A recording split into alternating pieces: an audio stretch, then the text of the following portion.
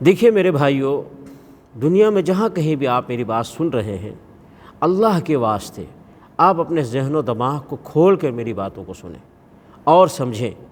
ہم آج کل کے مولویوں کی باتوں کو سنیں اور اس کے مطابق عمل کریں، آج کل کے لوگوں کی لکھی ہوئی کتابوں کو پڑھیں اور اس کے مطابق عمل کریں، یا یہ کہ جو گزرے ہوئے 1000 سال 1400 سال پہلے جو مسلمان گزرے ہیں، سچے پکے مسلمان، سچے پکے ایمان والے، ہم ان کے طریقے کو اختیار کریں اور ان کے طریقے پر چلیں۔ ظاہر سی بات ہے، ہم آج کل کے مولوی صاحب، مفتی صاحب، پیر صاحب، امام صاحب کی باتوں کو کیوں مانیں؟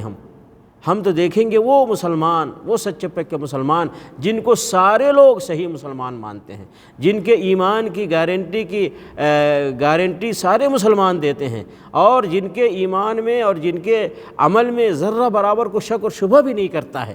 ہم ان کی زندگی کو دیکھیں کہ کیا عید میلاد النبی ان کی زندگی میں کیا پایا جاتا ہے؟ کیا ان لوگوں نے عید میلاد النبی منایا ہے؟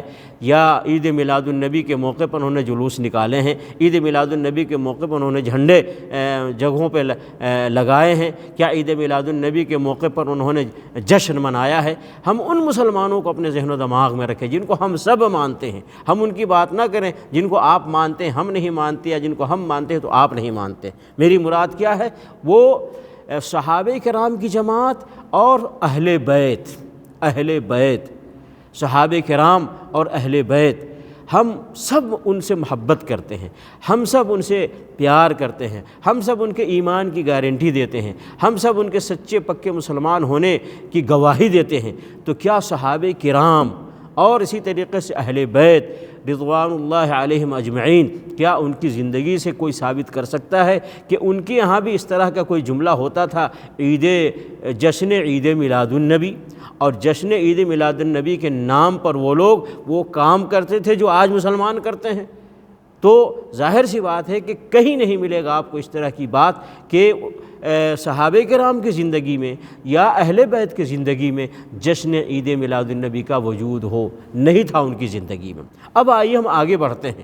اسی طریقے سے سارے مسلمان ائمہ اربعہ کو، امام ابو حنیفہ رحمۃ اللہ علیہ، امام شافعی رحمۃ اللہ علیہ، امام مالک رحمۃ اللہ علیہ، امام احمد بن حنبل رحمۃ اللہ علیہ، ان سارے اماموں کو برحق مانتے ہیں اور سچا پکا ایمان والا مانتے ہیں اور مجتہد مانتے ہیں، بہت بڑے عالم دین مانتے ہیں، بلکہ اتنے بڑے عالم مانتے ہیں کہ ہمیشہ یہ بات کہتے ہیں کہ ہمیں ان کی تقلید کرنی چاہیے، ہمیں ان کے طریقے پہ چلنا چاہیے۔ تو آئیے آج ہم فیصلہ کر لیتے ہیں عید میلاد النبی کے موضوع پر کہ آیا امام ابو حنیفہ رحمۃ اللہ علیہ سے کیا جشن عید میلاد النبی کا کوئی ثبوت ملتا ہے؟ نہیں ملتا۔ امام مالک رحمۃ اللہ علیہ سے جشن عید میلاد النبی کوئی ثبوت ملتا ہے؟ نہیں ملتا۔ امام شافعی رحمۃ اللہ علیہ سے جشن عید میلاد النبی کا کوئی ثبوت ملتا ہے؟ نہیں ملتا۔ امام احمد بن حنبل رحمۃ اللہ علیہ سے کیا جشن عید میلاد النبی کو ثبوت ملتا ہے؟ نہیں ملتا۔ میرے بھائیوں، جب ان اتنے بڑے مجتہدین اور علماء کرام سے کوئی ثبوت نہیں ملتا ہے تو پھر کن کے راستے پر جا رہے ہو میرے بھائیوں؟ کن کے راستے کو آپ اختیار کرتے ہو؟ وہ گزرے ہوئے سچے پکے مسلمان اپنی زبان سے کہتے ہو وہ بہت بڑے عالم دین تھے، وہ امام تھے اور ان کی پیروی کرنی چاہیے، ان کی تقلید کرنی چاہیے، لیکن جب عمل کرنے کا وقت آتا ہے تو ان کو سائڈ کر دیتے ہو، ان کو چھوڑ دیتے ہو۔ تو ایسا نہیں کرنا چاہیے، ہمیں ان سے ثبوت پیش کرے نا، ہمیں ان کی باتوں سے منوائے، ہمیں ان کی زندگی سے ثابت کرے جشن عید میلاد النبی تو ہم مانیں گے۔ آج کل کے مولوی، آج کل کے مفتی، آج کل کے پیر یہ دنیا دار ہیں، اکثر اس کے اندر مال کماتے ہیں، پیسے کماتے ہیں، ہمیں ان کی باتیں نہیں چاہیے، ہمیں ان کی باتیں چاہیے، ائمہ اربعہ کی۔ ایسے ہی ہم اور آپ سب مانتے ہیں، امام بخاری رحمۃ اللہ علیہ کو مانتے ہیں، امام مسلم رحمۃ اللہ علیہ کو مانتے ہیں، امام ابو داؤد ہے، ترمذی ہے، نسائی ہے، ابن ماجہ، یہ جو محدثین کی پوری جماعت ہے، ہم اور آپ سب مانتے ہیں محدثین کی جماعت کو۔ میں ایک ہی سوال کرتا ہوں، محدثین کی جماعت سے ہمیں ثابت کر دیں جشن عید میلاد النبی، ہم مان جائیں گے۔ جشن عید میلاد النبی اسی ٹاپک پر ہمیں ثبوت پیش کر دے، ہم مان جائیں گے اور قبول کر لیں گے اور ہم عمل کریں گے، لیکن ان کی زندگی سے اس کو ثبوت نہیں ملتا ہے۔ اس لیے کلیئر ہو گیا کہ جو گزرے ہوئے سلف صالحین ہیں، بڑے بڑے علماء کرام ہیں، علم کے پہاڑ ہیں، اور محدثین ہیں، مفکرین ہیں، مجتہدین ہیں، علماء کرام ہیں، جن کو ہم اور آپ سب مانتے ہیں، ان کی زندگی سے جشن عید میلاد النبی کا ثبوت نہیں ملتا ہے۔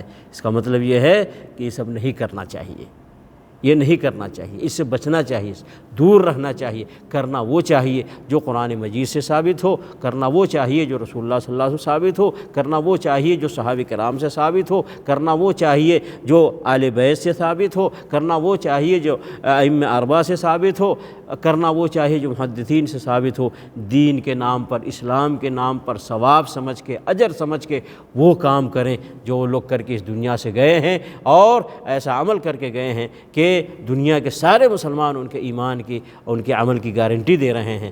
تو اس لیے میرے بھائیو، ہم دیکھیں کس راستے پر آپ کو لے کے جا رہے ہیں۔ ہم یہ نہیں کہتے ہم جو کہتے وہ مانو، ہمارے مولوی جو کہتے وہ مانو، ہمارے بزرگ جو کہتے وہ مانو، ہم یہ نہیں کہتے۔